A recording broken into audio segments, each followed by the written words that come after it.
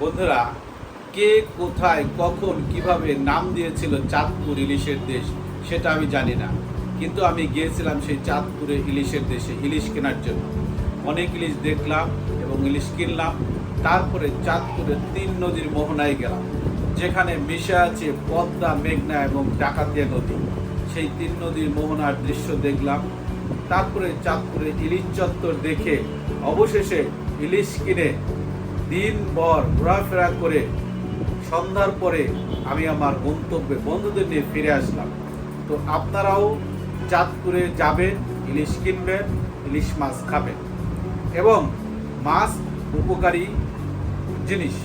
মাছ হচ্ছে unsaturated fatty acid থাকে, omega 3 fatty acid থাকে। সেই জন্য অবশ্যই ইলিশ মাছ খাবেন। ইলিশ মাছ খাওয়া ভালো, অন্য মাছও খাবেন, মাছের বিকল্প মাছ। তো সবাই ভালো থাকবেন। শুভরাত্রি।